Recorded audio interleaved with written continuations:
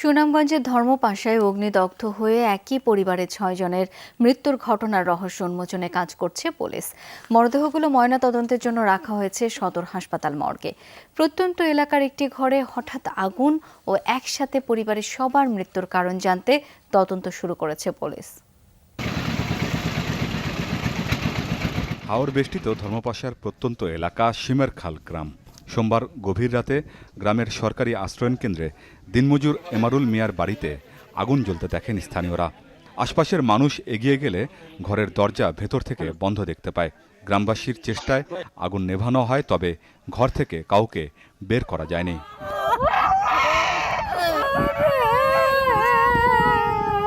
এই কলস লইয়া পানিগুলো দিয়ে আমরা সেই বালতি বুলতি দিয়ে আগুনটা করলাম, বন্ধ করলাম। তার মাঝে কোনো বেজালও আসেনি, আমরা শুনছিও না, এমন কোনো দুর্ঘটনা বাড়ির মানুষও কয় না। স্বামী স্ত্রী 4 জন বাচ্চা মারা হয়েছে, এমন আমরা জীবনও দেখলাম না। ভিতর দিয়ে তালা ছিল, যেহেতু ভিতর দিয়ে তালা ছিল এই হিসাবে কোনো নাশকতাকারী মনে হলে আমার বিশ্বাস হয় না, আর কি আমার অনুমান হয় না। তারা তো এমনিই খেটে খাওয়া মানুষ, আর ঋণগ্রস্ত হলে তো আশেপাশে আমরাও, যেহেতু আমি চেয়ারম্যান, তাহলে হয়তো আমরা হয়তো কোনো না কোনো ভাবে হয়তো কারো দরবার বা কারো অভিযোগ এটা আমরা শুনতাম, এরকম কোনো আমরা আমাদের কাছে এরকম কিছু আসে নাই। আর এটা এখন যেটা ঘটছে এটা অনাকাঙ্ক্ষিত, এটা আমাদের কাছে এটা আসলে হতবিহ্বল আমরা।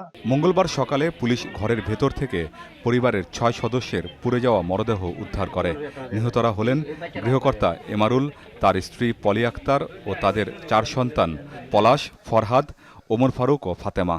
আগুন লাগার কারণ নিশ্চিত নয়, ঘটনা তদন্ত করছে পুলিশ। আমরা এখনো নিশ্চিত না আগুনটা কিভাবে ভেতরে লাগছে আর কি। আমরা আলামত সংগ্রহ করেছি এবং অন্যান্য আশপাশ ঘটনাস্থলে যারা অবস্থান করতেছেন বা যারা ঘটনার প্রত্যক্ষদর্শী, ঘটনার পরপরে যারা আসছেন তাদেরকে জিজ্ঞাসাবাদ করা হচ্ছে, মানে তদন্ত কার্যক্রম চলমান আছে। পুলিশের ক্রাইম ইউনিটের সদস্যরা ঘটনাস্থল পরিদর্শন করেছে।